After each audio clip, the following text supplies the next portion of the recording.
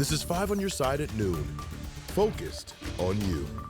Developing at noon, Washington University cracks down on students and staff who took part in this weekend's pro-Palestinian protests. Thanks for being here at noon. I'm Kay Quinn. Hundreds took part in a demonstration against the Israel-Hamas war Saturday. Now the school is forcing faculty who participated to stop teaching. We begin our coverage with 5 on your side's Mercedes McKay. She has the latest developments as the college gets more involved. Today, the chancellor here at Washington University is stepping in, forcing all of the faculty who participated in the pro-Palestine demonstrations from over the weekend to stop teaching. And that includes St. Louis Board of Aldermen President Megan Green. Green teaches domestic, social, and economic development at the university. The adjunct lecturer shared this letter with 5 on your side. In that letter to Green, the university states how it's investigating claims that Green used a campus card access to allow unauthorized people into campus buildings against the orders of campus police. Green replied, quote, "I never swiped my card anywhere on campus." She and other faculty members who participated in the demonstrations over the weekend are not only banned from the campus, but banned from interacting with students. During Saturday's protests, Green also posted this letter on social media that arrestees had to sign an agreement banning them from campus. This morning, WashU's chancellor states the school will take serious action against students who violate the university's code of conduct. He also wants to press charges against the 100 protesters arrested, which included 23 WashU students and 4 employees. The university says 3 police officers were injured during those arrests. Right now, everyone who was arrested is facing trespassing charges, and some are actually facing resisting arrest charges and even assault charges. In University City, Mercedes McKay, 5 on your side. WashU Chancellor Andrew Martin warns against future encampments and similar protests on school grounds. In his statement, he says, quote, "You will not do this here." Meanwhile, happening now, St. Louis Board President Megan Green and a number of others who took part in the protests are speaking to the media. What they have to say and the full statement from the chancellor, you can find it all on KSDK.com and the 5 on your side app. Protests continue to escalate at Columbia University in New York. The school now limiting campus access to students and essential employees only after dozens of protesters took over a building overnight. They barricaded the entrances and unfurled a Palestinian flag at Hamilton Hall. Video footage shows protesters locking arms in front of the building. Across the country at UCLA, police had to set up barricades as hundreds gathered at Dixon Court. That's where pro-Palestinian students have been staying around the clock in tents. Counter-protesters who support Jewish students are now rallying. University officials say minor scuffles broke out at one point overnight. Police cleared a camp at the University of North Carolina this morning, and several protesters have been arrested at the University of Connecticut for not removing tents. This is a story we will continue to follow here on 5 on your side, both on air and online. Happening today, Missouri Governor Mike Parson will be in St. Louis to help cut the ribbon on a new greenhouse. The Urban League says the greenhouse and hydroponic farming unit will be used to launch more urban farms across the city and provide sustainable starter plants in the spring. That ribbon cutting happens at 2:30 this afternoon. Testimony continues in the Thomas Kenworthy murder trial. This morning, his ex-wife took the stand for the defense. She testified that she spoke with him on FaceTime just before the shooting that left a police officer dead. She described him as, quote, "a broken man who needs mental health treatment." Kenworthy is on trial accused of shooting Tamaris Bohannon in 2020.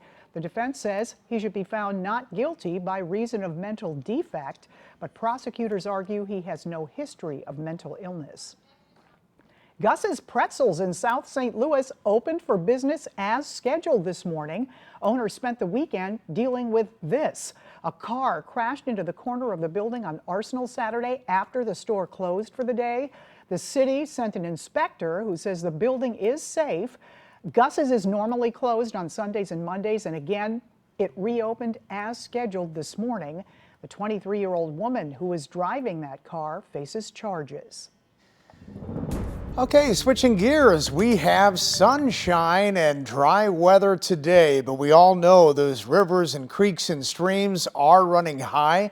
Most of them will crest at minor flooding on Thursday, even around the Mississippi River, about 2.2 feet above flood stage is expected on Thursday, and then the Merrimack River at Arnold, the crest will be on Friday, and minor flooding expected there. So we don't need any more rain, although we're going to get some, and I'll show you when the best chance is coming up in Maine weather. But right now it's a beautiful day out there. Plenty of sunshine overlooking Forest Park and looking west there and down in St. Louis.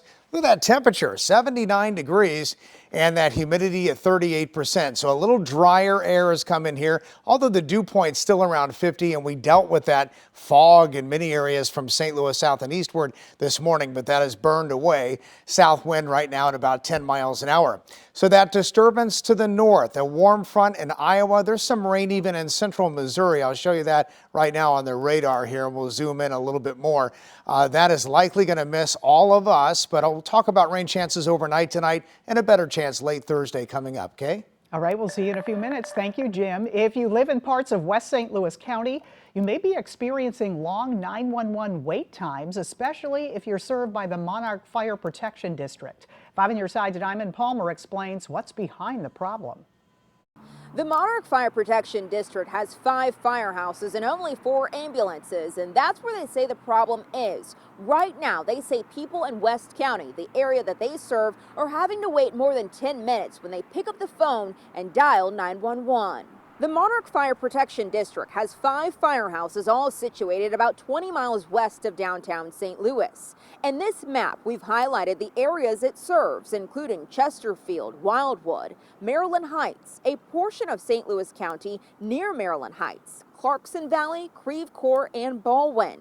This covers nearly a 63-mile radius and 80,000 residents. The fire district says since 2000, EMS calls have nearly doubled, and they expect an additional 25% increase in calls over the next decade. They cite things like new developments and growth along Olive Boulevard, and because of this, the district will host public meetings to gauge public input. There's one tonight from 7 to 9 at the Chesterfield Community Center inside the Chesterfield Mall. The district is seeking input from residents on 3 options. After the community meetings, that's when a 3-person board of directors for the Fire Protection District will then tally up what the community wants and then decide if it belongs on this year's August ballot. Reporting in Creve Coeur, Diamond Palmer, 5 on your side. A man is in custody today accused of attacking a woman with a machete. It happened overnight at a home on Ashby in St. Anne. The woman was taken to a hospital with cuts to her arm. Police arrested the suspect in the south part of town. No names have been released. Police are investigating a shooting that left a person dead in downtown St. Louis. Officers found the victim on the ground at Olive and Pine last night, not far from the Enterprise Center. No word on what led to that shooting. A female passenger is dead after a crash in North St. Louis. Police say the driver of a car lost control and hit a light pole at Broadway and Campbell overnight. A motorist driving by saw it happen and picked up both the injured driver and the passenger to take them to a hospital. Along the way, that driver noticed emergency crews at the scene of another crash, this one at Tucker and Market. He stopped and dropped off the 2 injured women with paramedics there. One of those injured women, a 21-year-old, was taken to the hospital where she died. There are no details about that second crash. Police don't believe they're related. New developments in the criminal trial against Donald Trump, the threat made by the judge, and why the former president is being fined. And it turns out a glass of wine isn't so good after all. Why health officials are reversing the old adage about having a drink per day.